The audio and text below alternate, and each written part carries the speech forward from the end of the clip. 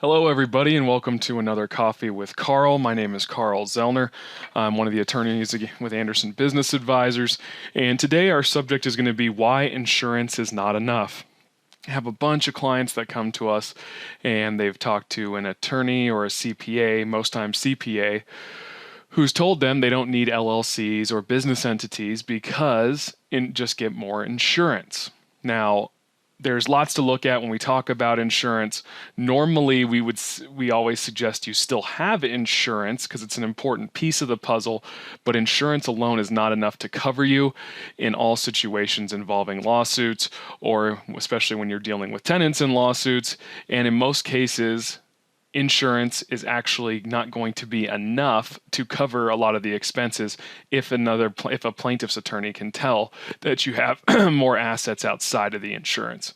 If we look at it just from a logical standpoint, if I have a $5 million insurance policy, some of it's liability and others umbrella, and then I can still see you've, say, got a real estate portfolio with, several $100,000 more in assets. From the plaintiff's perspective, they're less likely to settle if they can still see those assets, and they're going to ask for more money in the claim as well. So insurance isn't enough because ultimately what's going to happen is if you can still see those assets, the insurance claim, or the lawsuit claim is going to be higher than the insurance, and therefore it almost works against you to have a high insurance policy as well as other substantial assets sitting outside of business entities.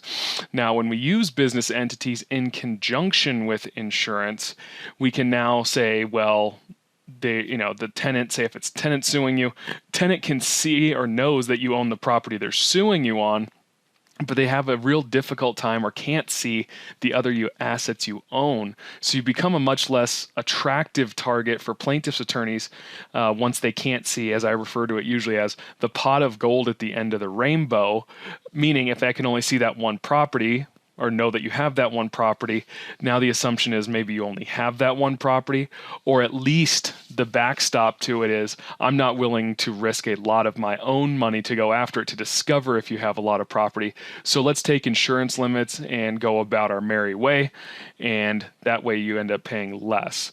So the idea being is that when a tenant comes to an attorney, in most cases tenants like to think of landlords as those who have, and they think they're the have-nots.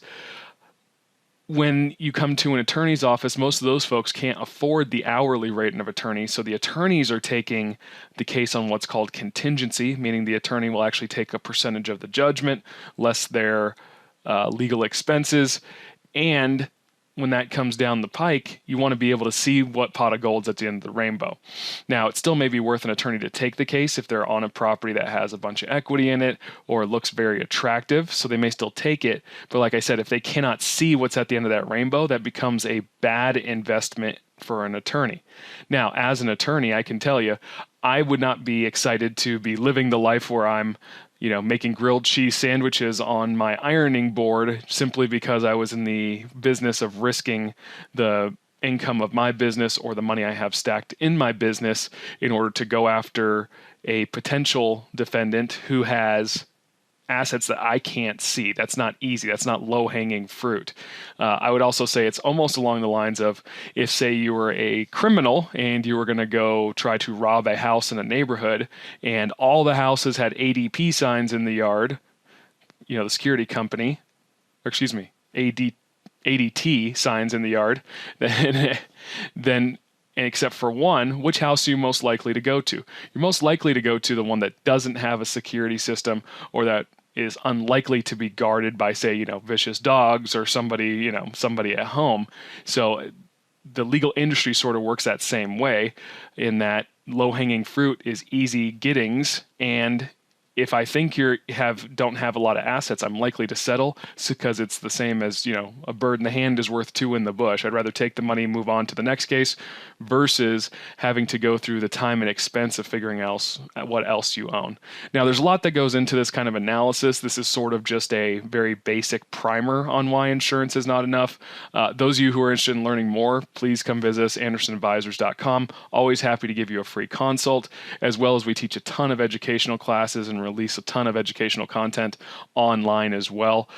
So until next time, this is Coffee with Carl. It was great having a cup of coffee with you. Have a good one.